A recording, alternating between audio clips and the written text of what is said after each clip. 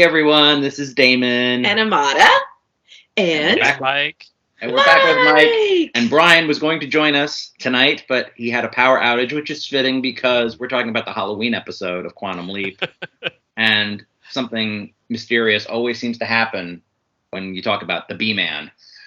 I know I'm not saying it, but apparently something still happened. Anyway, this is the new Quantum Leap, episode 7, O Ye of Little Faith.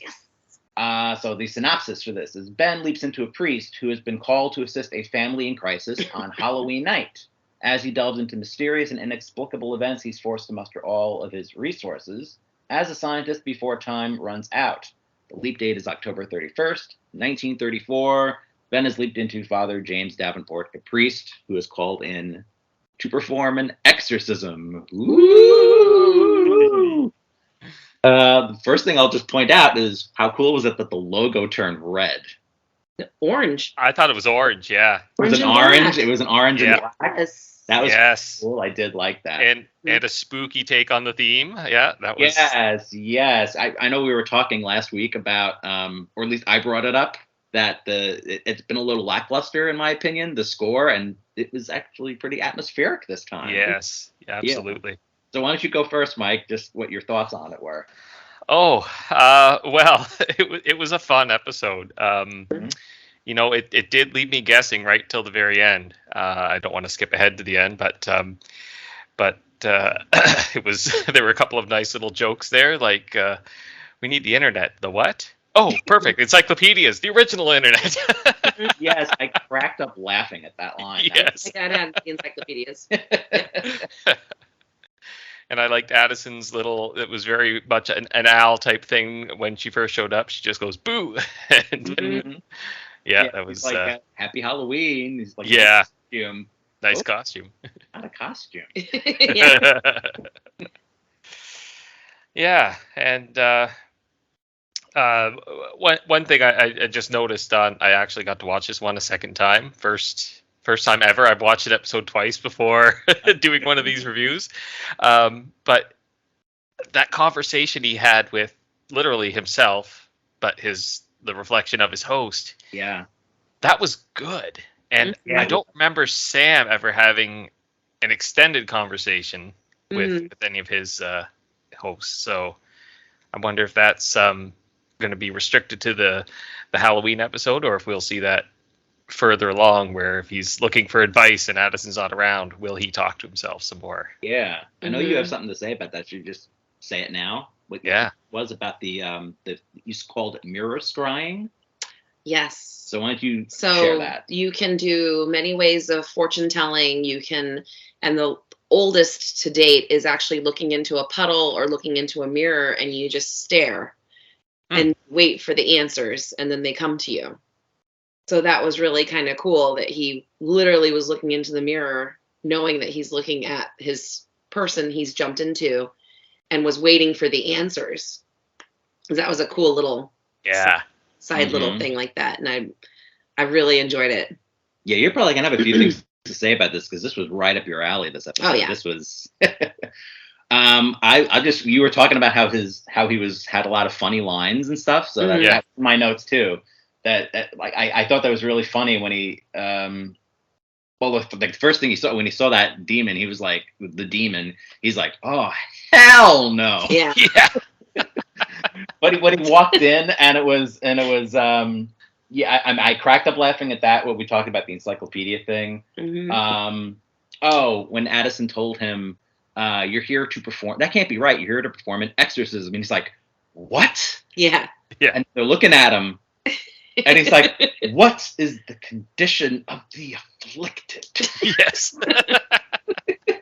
So good. And when he's talking to the doctor later, and he's like, "Well, when I went to school, they taught us all these things." And he's like, "They taught you that at the Vatican?"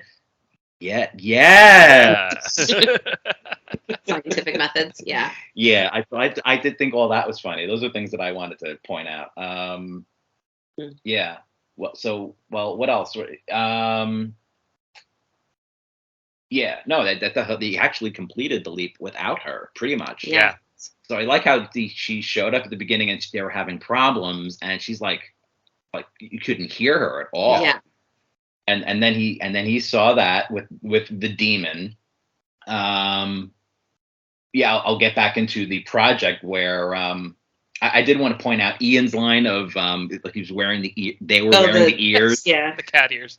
It's for emergencies. In honor of Ian. They don't show up with the background on, but cute.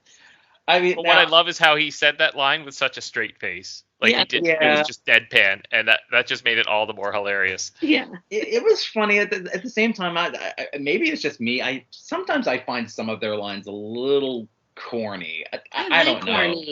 Look at like in the first episode when they're saying cluster cuss. I'm like, I don't know. Maybe it's just me. I just kind of wanted to point that out. Yeah, Ben says he's not a man of faith either. Right. He's a scientist. It's very which is contradictory to what we read in that initial character description. They said that he was supposed to have faith. So I guess that's something that they changed. Yep. They did. He mentioned how, or at least at the project, they were. Yeah, Ian did say that Sam Beckett believed that God was controlling his leap. Or so something. that was like another reference to that, which I'm kind of surprised they did. It was. Because it's the same project, so they have to. Well, it's not the same project. It's a different. It's an updated project, but yeah, the roots are the same. Well, that's on that point. I think it was Addison called it the machine. The machine. Yes. Yeah, she said the machine sent you here for a reason. It's like, okay, but really, it's his algorithm that is sending him. So it's not really the machine that sent him there. It's Ben sending himself to these places, but not remembering why. Right.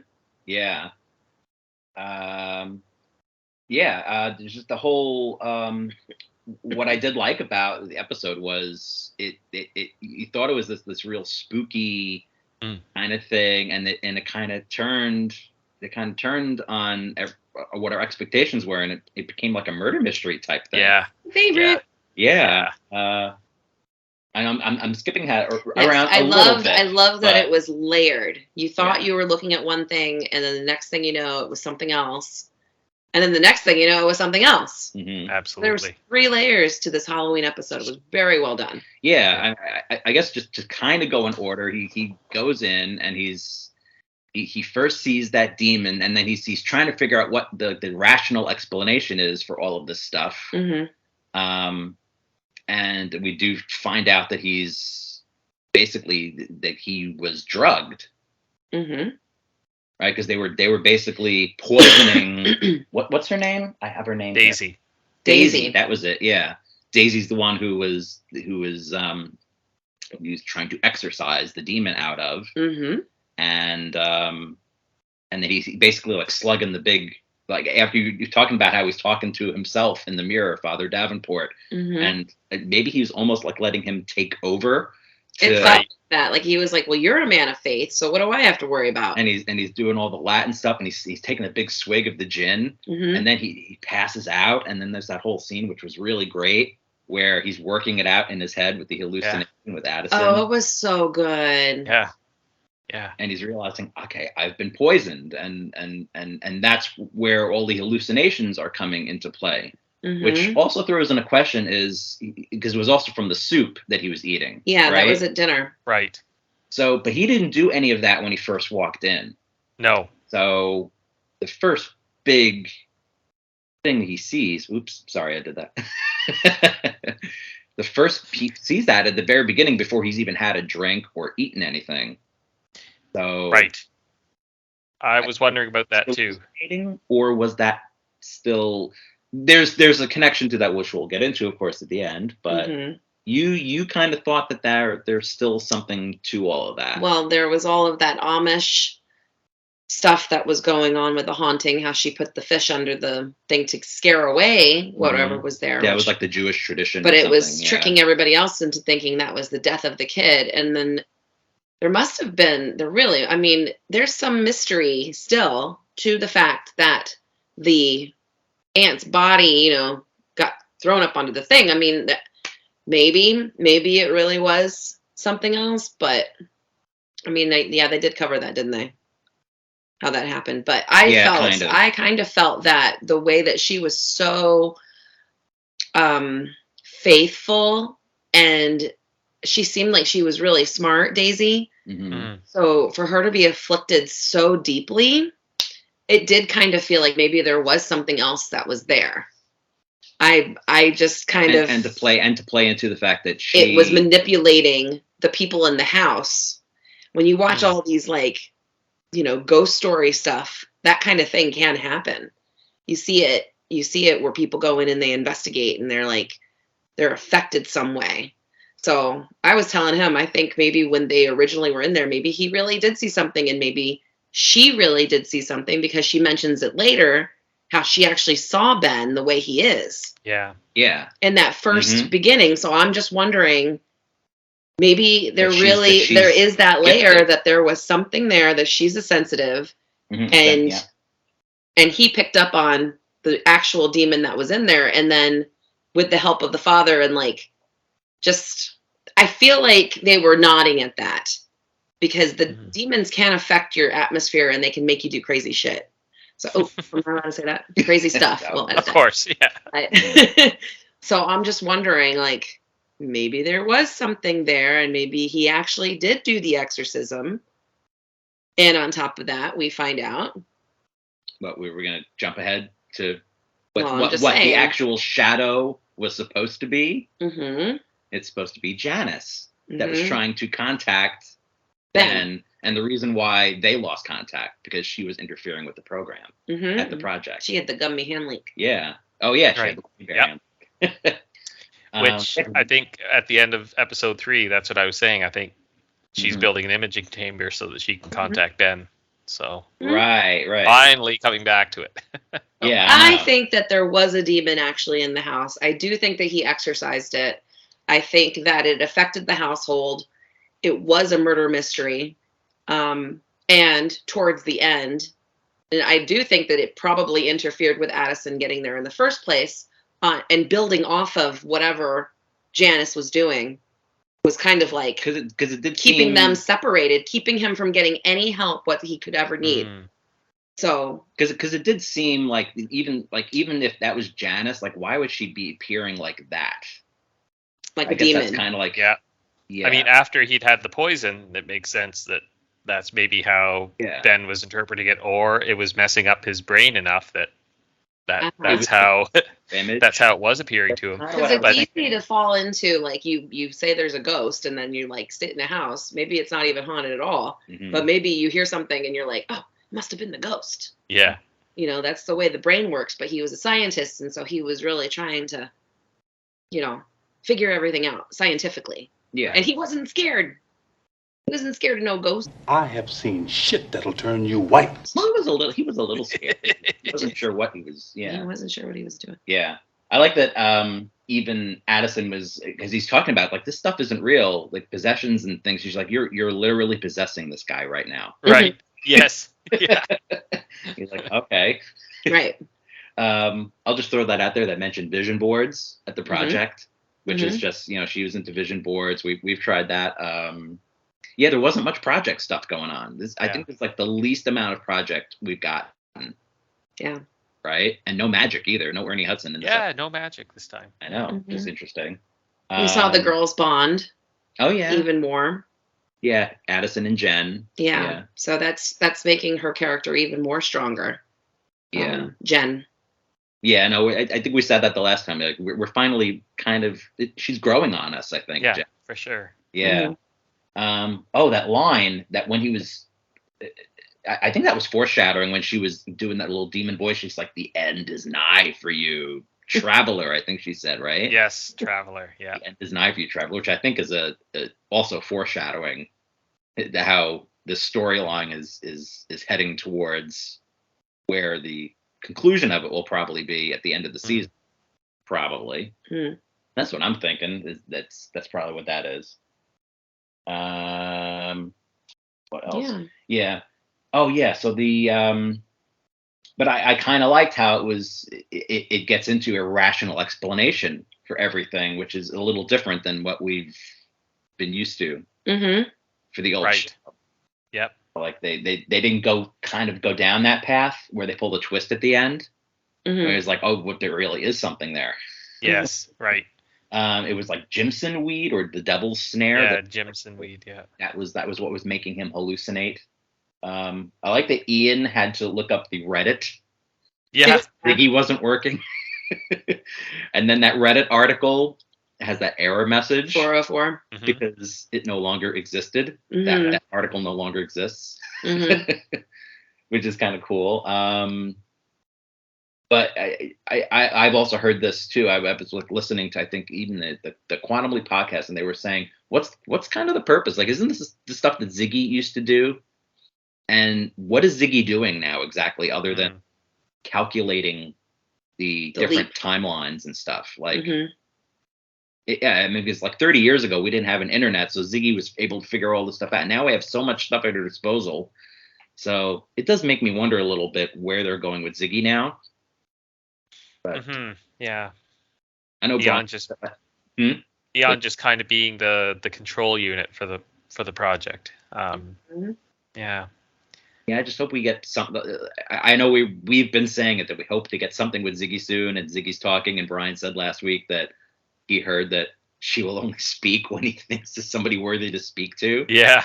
So I'm just. I agree with that. I'm She had hoping such that an will ego. come into play. Barbara Streisand's ego. Right. Yeah. Going back to that murder thing, I just kind of wanted to bring up. I love the secret passage. Oh, yes. Thinking about that, we got that from Clue. Oh my God, I love Clue. Yeah. Yes, I did it. I killed Yvette. I hated her so much. Flames on the side of my face, heaving breaths. I have this whole idea. Give me a couple $1 million. I will build the Clue Mansion and do murder mysteries over here in Orlando. That's like a dream of mine. All right. This is White or whatever. Yeah. most of my notes are, but that's I think we kind of covered like a lot of the plot. Oh well, it was a lot of had to do with the Great Depression, which that was a nice kiss with history. That everybody was really just, that was a tough time for everybody in the 30s. It did seem pretty. Like I said, I actually did get a feel that this episode was in the 1930s. So I did get a feel for that era and like what everybody must have been going through. I think I mentioned it when we were first watching it, that I thought I was like, is it possible to have a doctor who's black in the 1930s? But you of course. Yeah, we remarked on that too, and kind of my thought was maybe the other doctors they've tried have said, like, I'm not going near that exorcist, so they, I don't want to say they got desperate, but maybe he was the only one willing to come and treat this poor girl. Yeah. Because he didn't seem to think it was a demon either, right? He was very much a man of science. Yeah, he was They also mentioned that they had like a priest beforehand who like left. He didn't get past like the first step. Calling out the demon. Yeah. Yeah. So what do we think about what Janice was trying to warn him about? Could it be Martinez or what? I don't know. Maybe that was the only thing I could come up with was, make sure you watch out for Leaper X. Yeah, I don't know. And speaking of him, I thought maybe Brian could shed some light because he has some inside knowledge. But they put his name, the actor's name. I saw that, and he wasn't in the episode, so I'm wondering what that's about. I haven't heard any explanation for that. He wasn't? No, at least not that I could see. We watched it twice. I didn't notice him. No. So I don't. Unless he was the demon. The demon. No, it was a female. Yeah. Walter Perez. That's the name of the actor. Yeah, I noticed that too, and I was looking for him, and interesting. Yeah. And that's how. Unfortunately, that's how I knew Janice was going to be, because her name popped up first, or Gina Riley. Yeah. That's the only when you know the names of people and like, you get spoiled because you know they're going to show up. Just don't look. I know. That was a problem on Lost, where sometimes you knew going to show up on Lost because their names were there. Yeah. I don't know anything else. We're a little short on this, but I think we were pretty. It was very, very well done. I loved it. Yeah. It was interesting, and Yeah, I've watched it 3 times. I had to watch it with Mom, Mm-hmm. and then we had to And then watch we it watched again. it again, yeah. And yeah, no, I thought I love the layers. Good stories, you know. Yeah, I Good liked. stories have good layers. I liked that. It's a complaint I've seen where Addison is talking with Ben, and people are like, how can nobody thinks that this is strange? He's talking to himself, and it was brought up a couple of times. Yeah. That he's like, no, they're gonna hear you, and they're like, who are you talking to? There was that sense of like, yeah, okay, like they have to watch what he's like. That's saying. why he kept running into the bathroom. Yeah, asking for her. And what was it called? The water closet. The Water closet. Yes. That's what it's called. How did she know that was the name of the water closet? She wasn't. Because that's what it's called in England. Yeah. So maybe she was. It didn't become a bathroom until the bath actually showed up with running water. In the bathtub. And maybe in the 30s, that was still the vernacular amongst the higher class, the upper class. Yeah. I can't think of much else. I mean, I liked that Daisy at the end acknowledged Ben as an angel, and I like that she decided to honor her aunt by donating to Goodwill. Oh yeah, that was good. Which was really interesting. I mean, it's the 30s, so I was like, girl, don't you need that money? But I guess she didn't. Right. Or she didn't think that she did. And she felt like it was like her power to help a charity. And she's like, it's called Goodwill. And he's like, yeah, it's going to do really good. I think it's going to be good. Yeah. So maybe because he saved her, that's why Goodwill did as good as it did. Maybe. Yeah. And it's helped a lot of people. So I really liked that. Yeah. Oh, that was the one line. I think that was one of my favorite lines was when I guess he's talking to Daisy's mother and she thought she was being punished or whatever because she had her out of wedlock, and he says 18 years and 9 months seems like a long time to dole out punishment. Yeah. That was a really good line. Yeah. I thought that was Yeah. Yeah, that was interesting. Like when they found out that they were gonna run away together, the uncle and the mom, and then they're right there. They play that whole trick at the end, and she tells them, "I forgive you," and she's like, "I don't understand how I can have anybody forgive me," and then it was just, she's like, "Because I do." Yeah. And I was just like, that is like for an 18-year-old. I mean, oh my God, that's such a wise soul. Yeah. Yeah. So I really liked Daisy, and I was really glad that Ben was able to help her out. Yeah, I felt pretty invested with all of the characters. It was just that one family, all in this one house, and I liked. I definitely did really like this one. It's one of the better ones. Definitely this run so far. The only other thing I think of is if you want to share a ghost story or two, since it was Halloween, even though this is like days after Halloween. Ooh, I have so many ghost stories. Well, maybe like one. I don't know. We're going on 20 minutes. Well, I think one of my favorites is that I like to share is as I used to give ghost tours in Greenwich Village, we used to walk down West 10th Street at some point, and that's where Emma Lazarus's house is. And it was just a couple houses away from Mark Twain's. And one time I had this medium on the tour, or she was a sensitive or whatever, but she stopped me before we got to West 10th Street. And I have a thing. Whenever I give ghost tours, I always say hello to the ghosts, and I always say goodbye to them. I used to work inside the New Amsterdam Theater, which is also haunted by a showgirl named Olive Thomas. Olive. And she's absolutely gorgeous, Mike. You got to Google her. There's a whole YouTube video. You can watch her. She was like the first. I don't know. Yeah, what do you call them? Vaudeville. She was in vaudeville, and she okay. This whole movie, and she's just such an innocent-looking, sweet soul who died tragically. And oh God, I can go off on stories about her. But anyway, this medium was on the tour, and she's like, I gotta stop you. I want to tell you something. And I was like, what? Oh wait. So back to that. Sorry. Olive haunts the New Amsterdam. and they have her picture. They have her portrait in the front, and they've got her picture at the back. And when you walk into the theater, you have to say good morning to her, and you have to say good evening to her. So that trickled into all of my other tours, and it keeps the ghosts at bay. They don't follow you home if you talk them.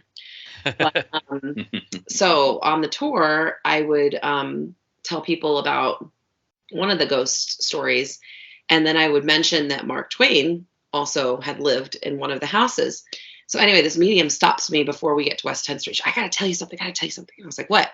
She's like, there's a spirit coming through, and he's dressed all in white hat, white suit, and he just wants to say, thank you for always acknowledging him and always talking about him. And I said, are you crazy? Or what? And I said, did he mention who he was? And she's like, no, do you know who he is? I was like, I do know who it is. Like, we're going to go talk about him right now. And it has always like floored me that such a celebrity like Mark Twain knows who I was and like wanted to just come through to say thank you for talking about him. Floored me to this day. I'm like, wow, you're so famous. Olive Thomas is also famous. There's a new book coming out where it says I think it's called Good Morning Olive or Good Night Olive. There's like a new theaters that are haunted in Times Square with ghosts. So I got so many stories, but that's one of the few where it's like my run-in with a celebrity ghost. Yeah. Yeah. Well, hopefully people enjoy that story. Just I figure it's Halloween. Like, ooh, let's or at least a few days after Halloween.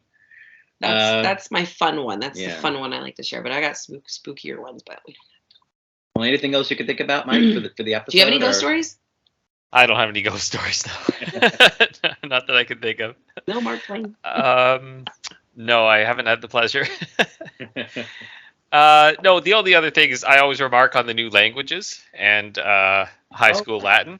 He said high school Latin, so that's interesting that he didn't pursue it further. But yeah, another one for the chalkboard. Yeah, I don't remember having the option to learn Latin in high school. He probably went to a special high school, I'm sure. Sure, because he was so smart. Very smart. Yeah. Well, they had it at my high school, but we were only one of, I think, 2 in the whole city that actually offered Latin. So. Oh. Yeah. Well, but like I said, that's about all I could think of for this. This was, I think we covered a lot of it. Yeah.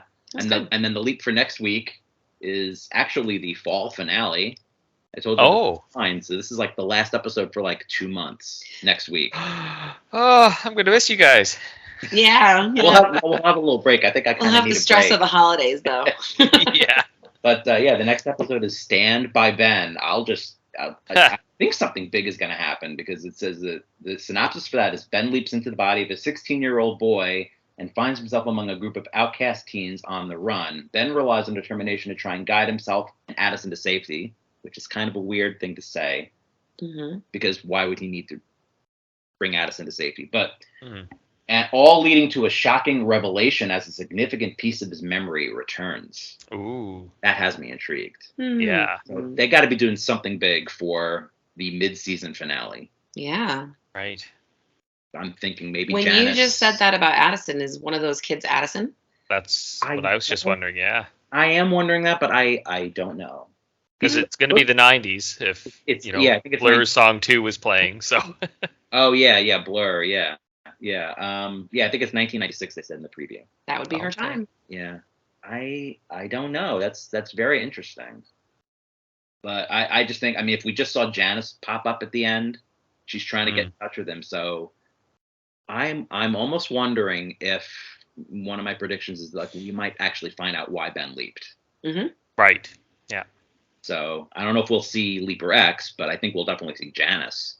Mm-hmm. So it'll be interesting. And can't wait. Yeah. And like 8 weeks. I think they're going to repeat the whole series again. It's going to be Monday nights and Saturday nights. There you go. So for 8 weeks. And then I guess in mid-January, it'll be back for the last 10 episodes of the season. Okay. Wow. We'll get a season 2. I think we will. I think so. I think it's doing pretty well, the show, as far as I tell everybody about it. All of my food tour people, I'm like, have you seen Quantum Leap?